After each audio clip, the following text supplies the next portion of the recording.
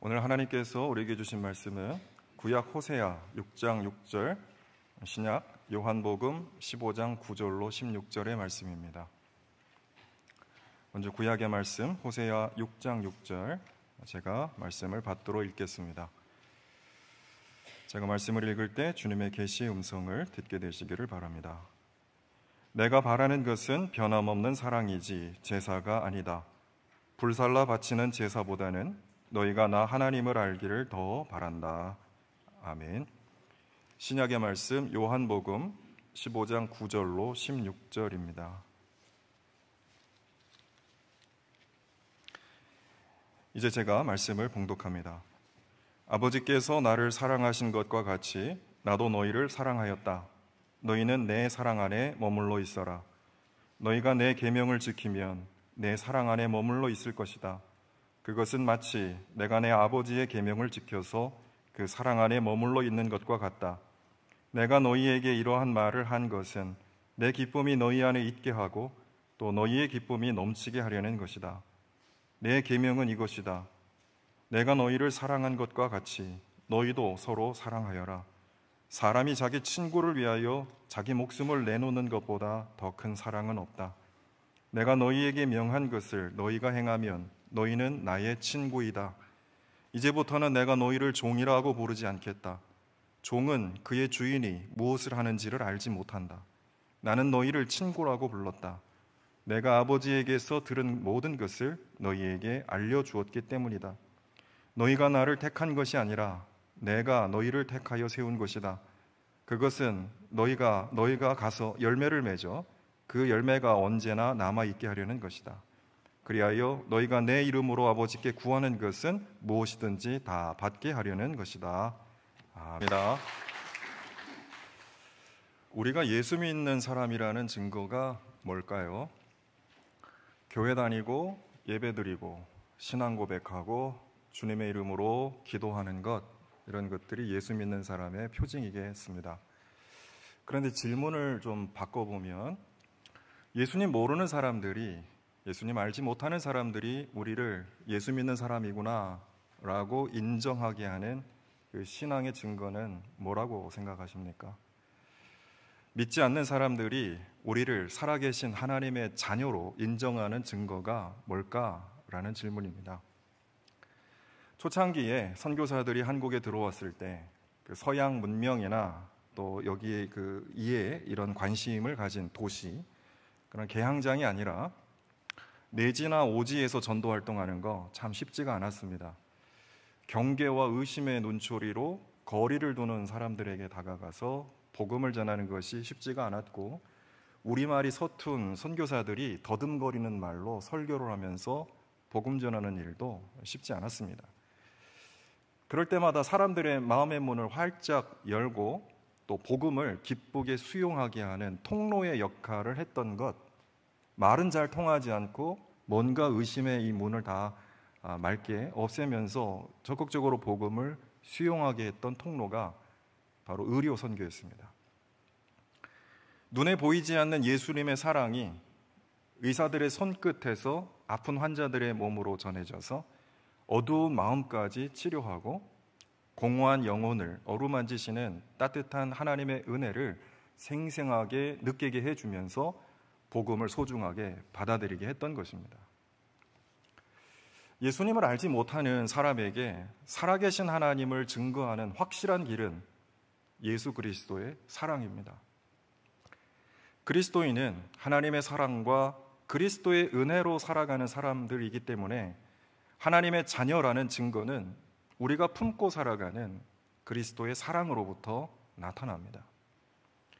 우리가 그리스도의 사랑으로 살아갈 때 하나님의 살아계심이 나뿐만 아니라 모든 세상에 분명하게 드러나게 되는 것입니다. 사랑이 곧 신앙의 증거다라고 말씀드리고 싶습니다. 제가 박승현 선교사님한테 들은 이야기입니다.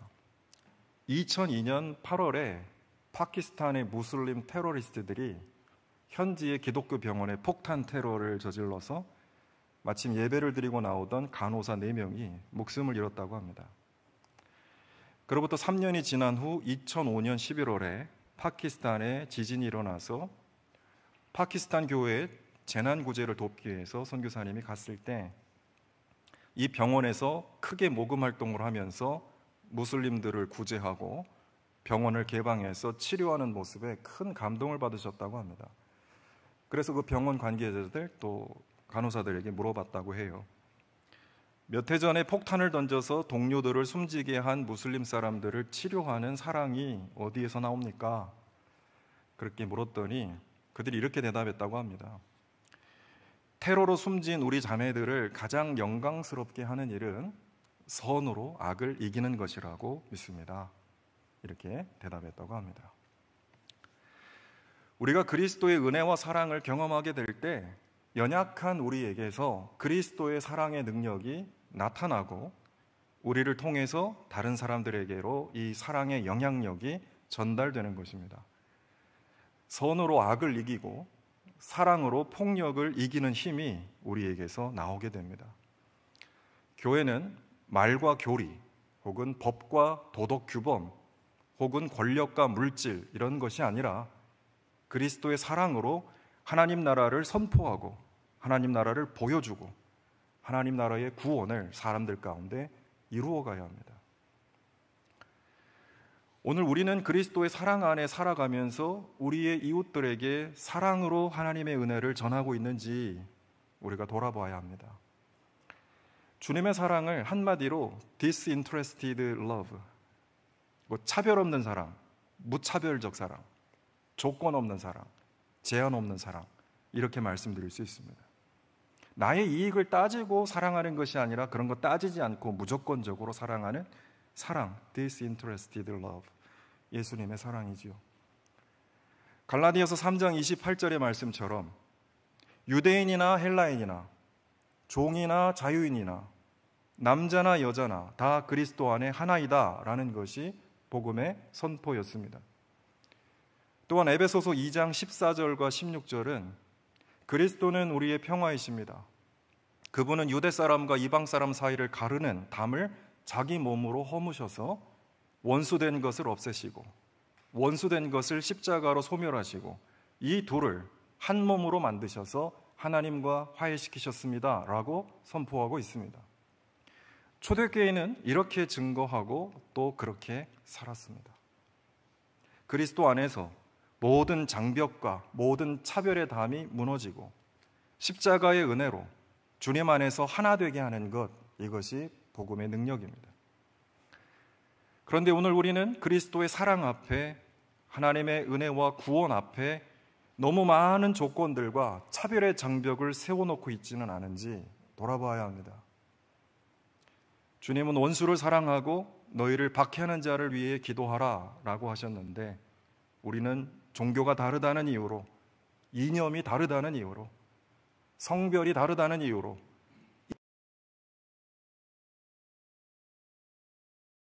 하고 비난하고 차별하는데 너무 많은 힘을 쏟고 있지는 않습니까? 위대한 십자가의 사랑을 남을 혐오하고 정복하려고 했던 중세 십자군의 열광주의로 변질시키고 있지는 않은지 돌아봐야 합니다. 십자가와 십자군은 너무나 다른 개념이에요. 그 무한한 사랑을 우리는 남을 지배하고 정복하려는 십자군의 열광주의로 바꾸고 있는 것은 아닌지 돌아봐야 한다는 말씀입니다. 그리스도의 사랑보다 더 큰 계명은 없습니다. 여러분, 성경 중에서 예수님께서 말씀하신 이 사랑의 계명보다 더 중요하고 더 큰 계명이 있다고 생각하신다면 말씀해 보십시오. 예수님의 사랑보다 더 높은 교리는 없습니다. 아무리 위대한 신학이라 할지라도, 아무리 정교한 교리라 할지라도 예수님의 사랑보다 더 높은 계명은 아닙니다. 그리스도의 무조건적 사랑 앞에 전제 조건을 달아서 사람을 차별하고 멸시하려는 유혹에서 우리는 벗어나야 합니다. 많은 조건을 붙여놓은 우리와 달리 주님은 십자가 앞에 아무런 조건을 달아놓지 않으셨습니다. 십자가 앞에는 아무런 전제 조건이 없다라는 말씀입니다. 이 사랑을 받는데 필요한 전제 조건이 전혀 없다는 말씀이에요. 아무런 조건 없이 무한한 사랑으로 구원을 받은 우리가 왜 다른 사람에게는 여러 조건을 제시하며 하나님의 사랑을 가로막으려고 할까요? 요한복음 15장 9절에서 예수님은 너희는 내 사랑 안에 머물러 있어라 라고 말씀합니다. 우리가 늘상 듣던 말씀이지요. 그런데 주님이 부탁하듯이 사랑 안에 머물러 있는 것이 결코 쉽지 않습니다. 이 말씀은 너무나 어려운 말이에요. 너무 좋은 말씀이지만 너무 어려운 말이에요. 미워하기가 쉽습니까? 사랑하기가 쉽습니까? 미움이 빠릅니까? 사랑이 빠릅니까? 당연히 미워하기가 쉬워요. 교인이라 할지라도, 그리스도인이라 할지라도 사랑하는 것보다 미워하는 것이 훨씬 쉽다는 말이죠. 왜 그런가? 우리가 하나님의 자녀이지만 우리 본성이 죄로 인해 타락해 있기 때문입니다. 그래서 주님이 힘 주어서 내 사랑 안에 머물러 있어라 라고 말씀하고 부탁하고 계시는 거예요. 그래서 10절에 예수님께서 이 일이 얼마나 어려운지 잘 아시기 때문에 너희가 내 계명을 지키면 내 사랑 안에 머물러 있을 것이다 라고 말씀하시는 겁니다. 우리의 생각, 우리의 감정, 우리의 판단, 우리의 주장 거기에 붙들리면 우리는 사랑할 수 없고, 예수님의 계명을 우리가 순종하고 지키면 주님의 사랑 안에 거할 수 있다라는 말씀입니다. 주님의 계명을 지키는 사람, 주님의 말씀에 순종하는 사람만이 주님의 사랑 안에 머물러 있을 수 있다라고 주님은 우리에게 말씀하고 계십니다. 예수님의 제자를 자처하는 사람이라고 모두 다 주님의 사랑 안에 머물러 있지 않다는 것을 주님께서 간접적으로 말씀해 주는 것입니다. 실제로 주님의 제자라고 하면서도 자기 멋대로 행하고 그것이 주님의 뜻이라고 주장하는 사람들도 많습니다. 주님의 말씀이 아닌 것을 오히려 주님의 말씀에 어긋나는 말과 행동을 하면서 그것이 주님의 뜻이라고 주장하는 사람들도 많습니다. 오직 주님의 계명을 순전히 지키는 참된 제자만이 주님의 사랑 안에 머무를 수 있다고 주님은 말씀하고 있습니다. 그런데 주님의 사랑 안에 머문다는 말씀은 무슨 뜻일까요? 주님의 사랑을 받으면서 주님과 하나 되는 삶을 산다라는 뜻일 것입니다. 주님이 우리를 사랑하신 것처럼 우리가 주님을 사랑하고 또 다른 사람을 주님의 마음으로 아무런 조건 없이 아무런 차별 없이 사랑하며 살아가는 것을 의미하는 말씀입니다. 주님의 사랑을 받아서 주님의 사랑으로 온전히 행한다는 뜻입니다. 주님의 계명을 지키는 사람만이 주님의 사랑 안에 머물 수 있다라고 말씀하셨는데, 그러면 주님이 우리에게 말씀하시는 계명은 무엇일까요? 예수님은 12절에서 이렇게 우리에게 말씀하고 있습니다. 내 계명은 이것이다. 내가 너희를 사랑한 것과 같이 너희도 사랑하여라. 아주 단순하고 분명한 말씀, 이 하나의 계명만을 우리에게 말씀하고 있습니다. 주님의 이 계명은 법조문이 아닙니다. 요구 조건이 아닙니다. 단서 조항이 아닙니다. 주님의 계명은 주님이 우리를 사랑하셨으니 주님을 본받아서 우리도 서로 사랑하라 라고 하는 아주 단순한 가르침입니다. 이것이 우리를 향한 주님의 유일한 요구입니다. 신앙생활의 최고의 법이 있다면, 가장 중요한 판단 기준이 있다면 바로 이 계명입니다. 주님이 뭘 원하시는가? 여기서 하나님의 뜻은 무엇인가? 나는 하나님의 자녀로 그리스도의 제자로 어떻게 살아가야 하는가? 이런 질문 앞에서 가장 중요한 판단 기준은 내가 너희를 사랑한 것 같이 너희도 서로 사랑하여라 라는 주님의 계명입니다. 혹시 여러분 판단의 기준이 필요할 때 내가 여기서 어떻게 하는 것이 주님의 뜻에 합한 것일까라는 그런 생각과 고민을 하실 때 최고의 법, 유일한 판단 기준, 바로 이 계명입니다. 내가 너희를 사랑한 것 같이 서로 사랑하여라. 이 계명의 법에 어긋나지 않게 판단하고 행동한다면 여러분 결코 실수하시지 않을 것입니다. 여러분이 좀 불편하고 힘들더라도 이 계명의 뜻에 순종하여 실천한다면 그로 인한 충만한 기쁨의 열매를 얻으실 수 있을 것입니다. 다른 법은 없습니다. 주님이 우리에게 요구하는 그 어떤 다른 조건이 없습니다. 그 어떤 교리와 법보다도 우선하는 본질적인 가르침이 예수님께서 우리에게 말씀하신 이 유일한 계명입니다. 주님이 교회에 주신 유일한 법, 그것은 서로 사랑하라라는 가르침입니다. 주님은 우리가 어떻게 사랑해야 하는지 서로 사랑하라 말씀하셨잖아요. 어떻게 사랑해야 하는지 그 모범을 가르쳐 주셨습니다.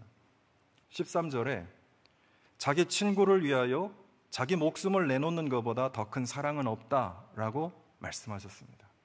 친구를 위하여 목숨을 내놓는 사랑, 무엇일까요? 십자가입니다. 십자가의 사랑입니다. 십자가는 예수님이 우리에게 보여주신 최고의 사랑입니다.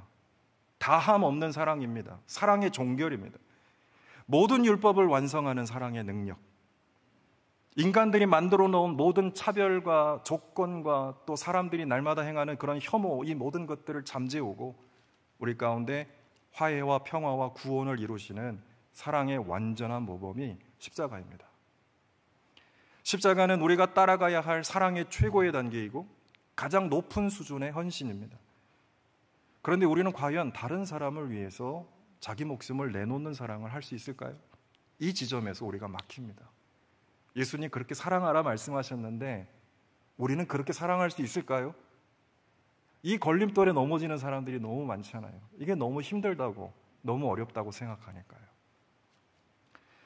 여기서 우리가 주목해야 할 단어가 있습니다.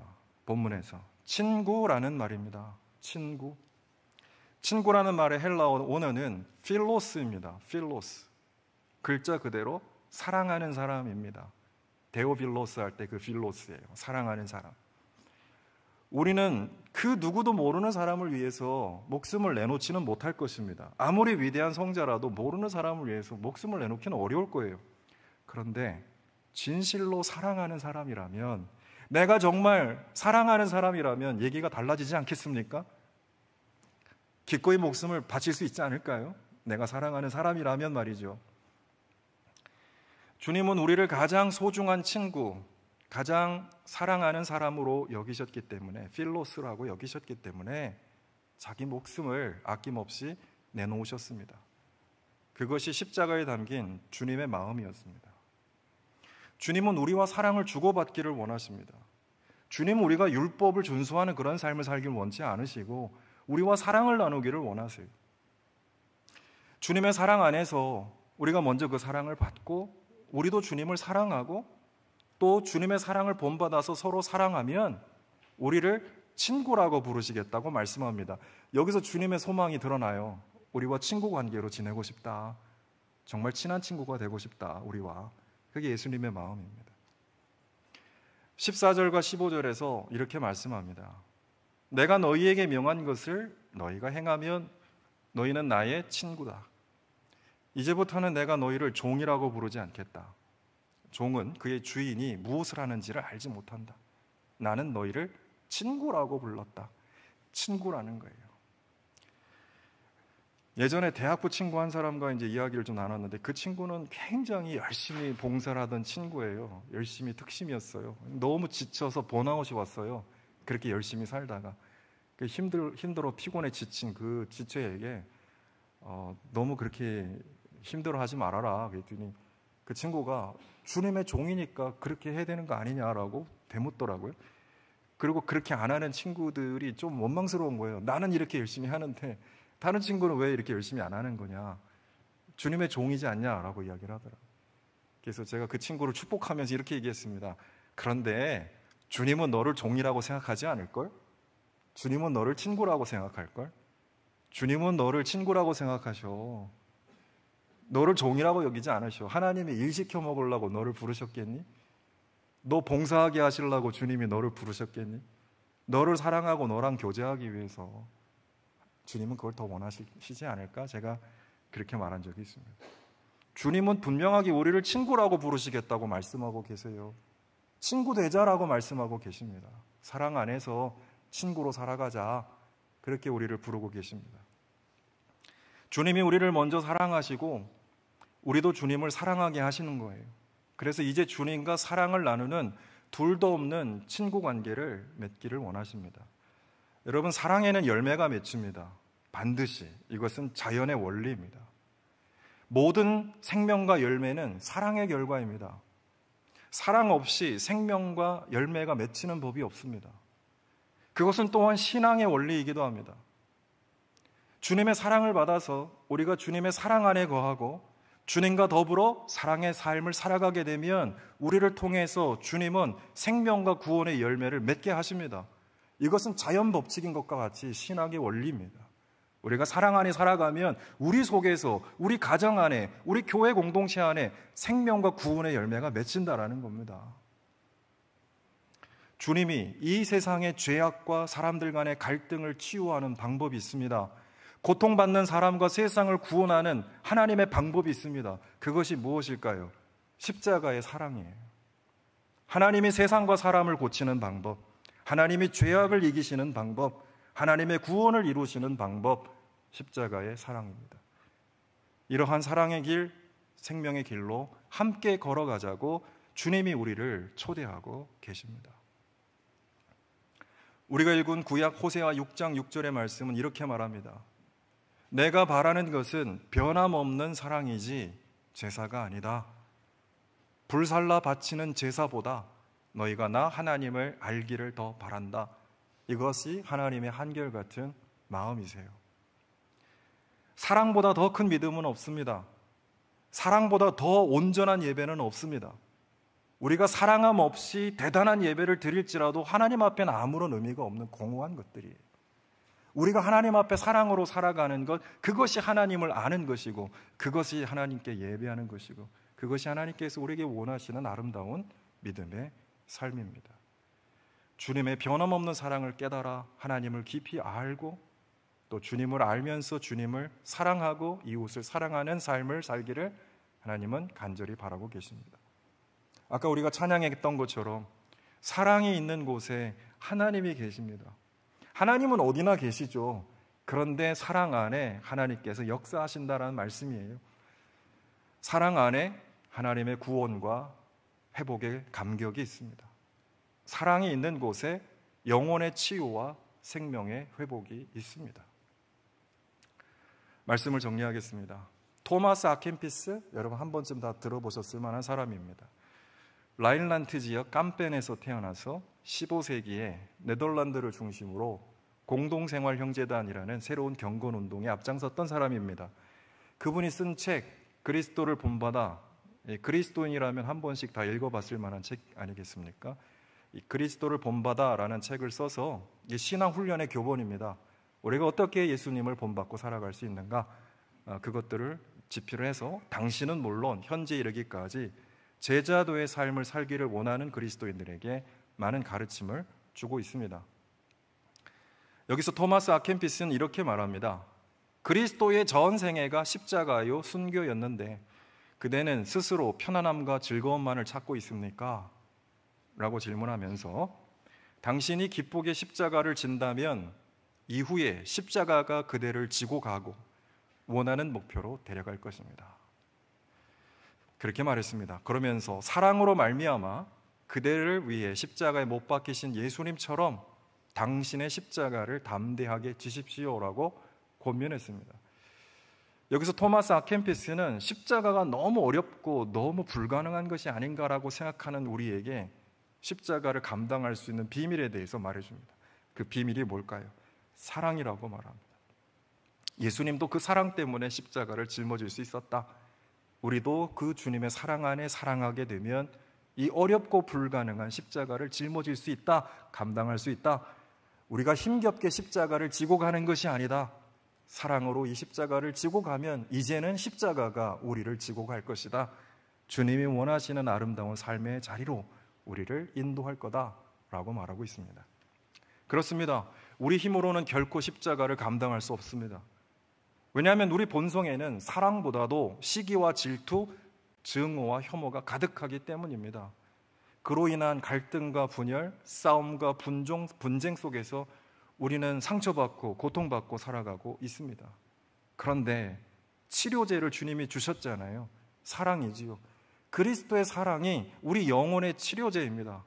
그리스도의 사랑이 우리에게 임할 때 상처난 우리 영혼이 치유함을 얻고 나만 치유되는 것이 아니라 상처받은 영혼들을 치유하는 삶을 살아갈 수 있게 해주신다 약속합니다. 그리스도의 사랑이 미움과 정죄와 멸시와 혐오로부터 우리를 자유하게 하시고 주님의 마음을 본받아 긍휼을 품게 하시고 나아가서 우리들의 상한 내면을 치유하고 무너진 관계들을 회복시켜 주십니다. 이것이 하나님께서 우리에게 약속하신 놀라운 축복이에요. 토마스 아퀴나스는 이렇게 말합니다. 사랑은 위대한 것입니다. 예수님의 고귀한 사랑은 사람에게 위대한 일을 행하도록 촉구하고 언제나 완전한 것을 갈망하게 해줍니다. 그는 사랑이 위대한 능력이라는 걸 간파했던 것입니다. 그리고 이 사랑이야말로 제자도의 본질이요 능력이라고 믿었던 것입니다. 그러면서 그는 이렇게 기도합니다. 주님, 내 사랑의 폭을 넓혀주십시오.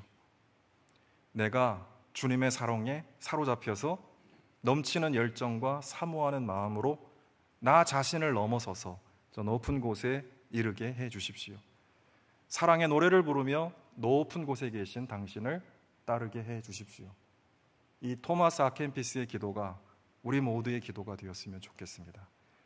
우리도 주님의 사랑을 본받아 사랑의 힘으로 우리의 약함과 어리석음을 치유하며 주님의 진실한 제자와 친구로서 우리의 삶의 자리에서 사랑의 열매를 맺으며 우리 가정과 교회와 이 세상을 치유하는 삶을 살 수 있기를 주의 이름으로 부탁합니다.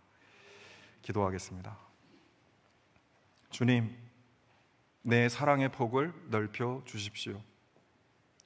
내가 주님의 사랑에 사로잡혀서 넘치는 열정과 사모하는 마음으로 연약한 나 자신을 넘어서 저 높은 곳에 오르게 해 주십시오. 사랑의 노래를 부르며 높은 곳에 계신 당신을 따르게 해 주십시오. 예수 그리스도의 이름으로 기도합니다. 아멘.